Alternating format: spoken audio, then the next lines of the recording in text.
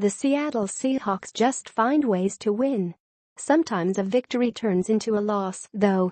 Thursday's 22-16 beatdown of the Arizona Cardinals at the University of Phoenix Stadium gave Seattle a 6-3 record, but it proved to be costly. Through early morning fog, I see visions of the things to be, and the Seahawks have become a mash unit that's trying to stitch together a patchwork lineup with little to no hope of advancing in the postseason. 6 significant injuries occurred during the league's latest weekday disaster. Seeing Richard Sherman on the ground writhing in pain is enough to ruin any contest. The NFL already experienced more than its fair share of superstar injuries.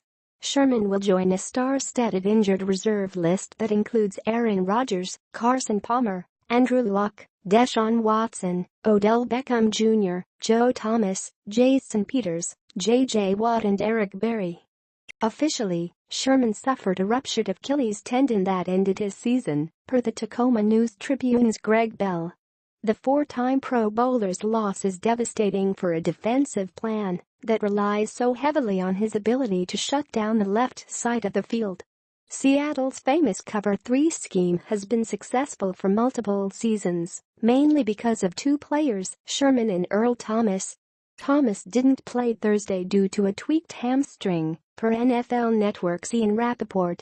The safety's range makes him the ultimate eraser along the back line. Bradley McDougald is a competent replacement, but no one in the NFL covers more ground than Thomas.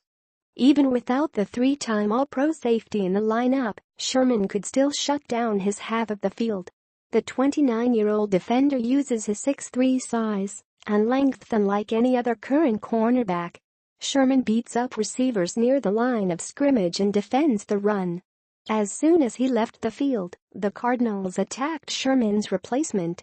Every upcoming opponent will do the same. Subsequently, Seattle's walking wounded turned into a late-night infomercial. But, wait, there's more. Strong safety Cam Chancellor left the contest on a cart, per SB Nation's Adam Stites. Chancellor tied for second in the game with 10 total tackles.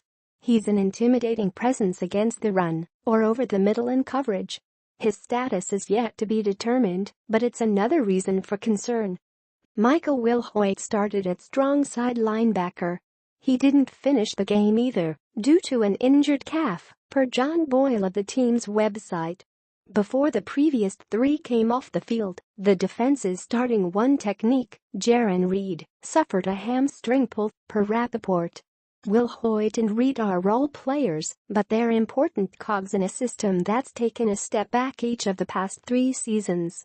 The Seahawks appeared to have solved their offensive line problems after Dwayne Brown's addition at the October 31 trade deadline.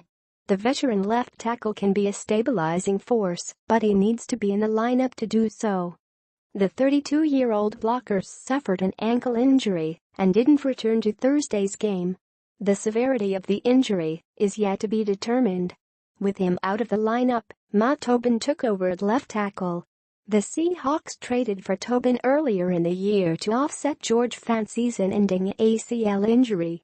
Tobin may be serviceable, but Seattle wanted much more from the position. Brown is a 3-time Pro Bowler and a reliable blindside protector.